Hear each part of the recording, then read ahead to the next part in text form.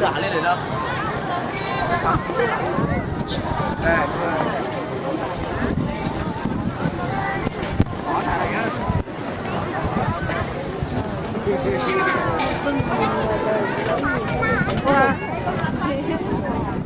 Ôi, không treo lên nữa. Anh đi cầu kỹ ống.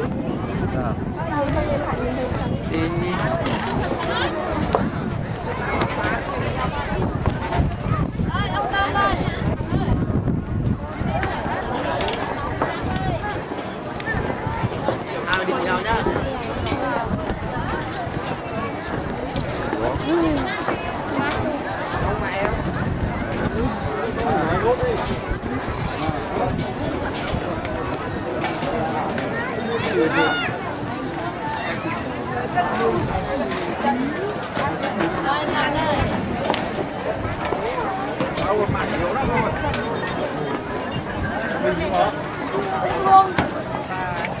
Quay video mà bị phát thì Sao trên đỉnh rồi mọi yếu? ta phải chờ kia đi khỏe rồi. Chờ lên cái kia đang tiếp cái đùi kia rồi. Cái kia khỏe hơn rồi. Con gái bao nhiêu đâu? Lên phát thế nào hả? Gạo không? Ăn nhỉ? Mẹ à! Ăn để không lên đây à? Đông người Đi. Không lên rồi nã. Không lên, không lên.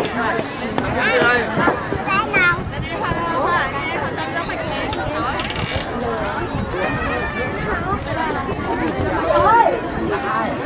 Được nước.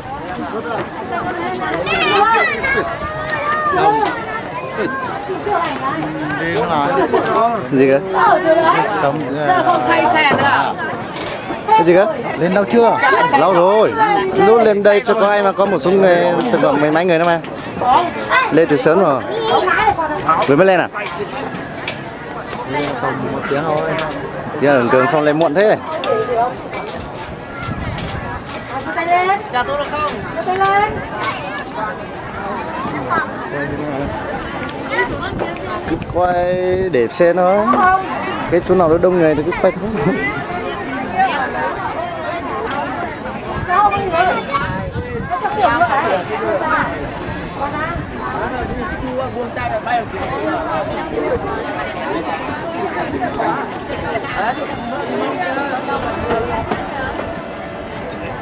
Bây giờ quay back ở đấy nhá, xuống nhá.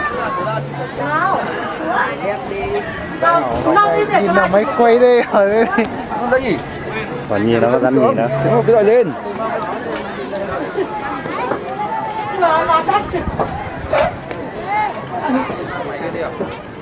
Máy quay đây này. Đúng à? Đấy.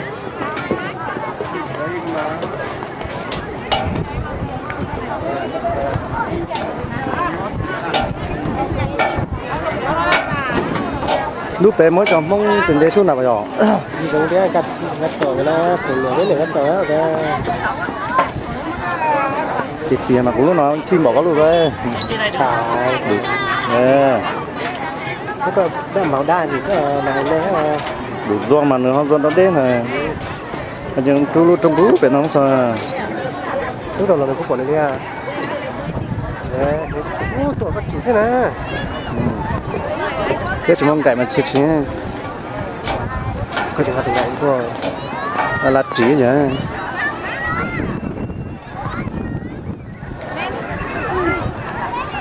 Một tàu nữa là Nó có tiền hết cỡ đấy. Trẻ cho tí muối cho trẻ tua mà. Thì trẻ tua chung. Numo. Nông đâu. Em chỉ không chỉ tôi cũng ba đấy tôi chứ. Tua là mừng bán rồi. Tôi ra thì cho mọi thì tôi chỉ ra. Giang ơi. Chúng ta cho nó thôi. Biết cái gì cả đó. Có lỗ gì thế. Thì một là lấy về sao để nó cứ chống nhận được cái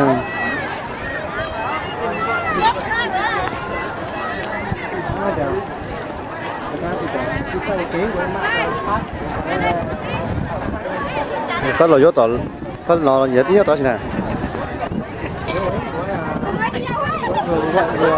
vườn nạp chứ mà đâu xe nó đấy với tá hạ một thứ này cái lò là sai của nhau trứng này chúng tôi thường làm cái được chút mà cái gì mới được rồi đấy là dùng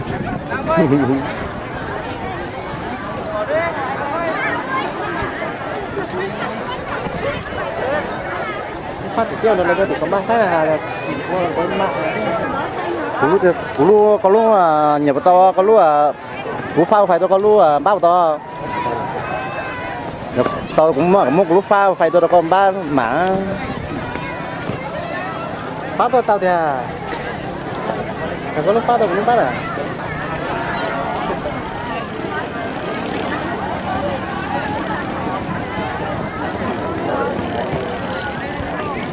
chạy tôi có dầu đó phá đấy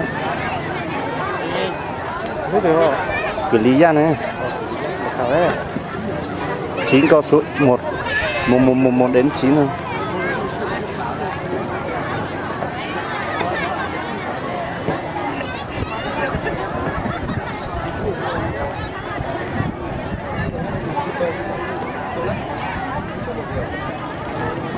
à chưa mà cả cái nước xúc xích cơ kìa xem nào đấy mà nghe nhị kèn đây là nước xúc xích nhá hay là chẳng biết nướng cái gì nữa mình ở xa mình tiếp ở xa này mình doan này đấy xa chưa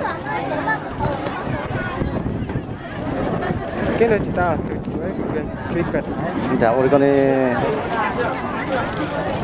lúc máy nào chỉ tao vào rồi cái tao xả cái chỗ là công việc tôi đi chỉ tao có là mày tao cho thì lại đó thầu có hư hư chỉ té đấy không có xả cho nó có thả nó có thả xả on lu xe thì nó có thả đấy thì hủ của tao bây giờ đây tính ló đấy hư hò chứ nhưng mà còn cần nhớ cái hủ trả lại ha hư đấy nhưng mà còn cần nhớ bé còn cần nhớ cái trả lại đã thôi không biết tôi nó có sâu chưa không phải lò đó cà chung nó dự càng ngày cà chung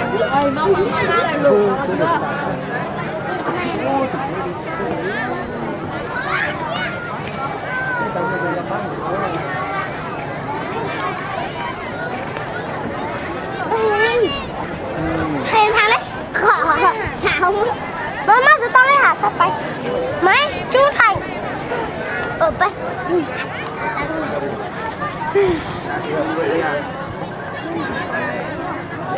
có lừa thôi là mưa là đó cái lừa đấy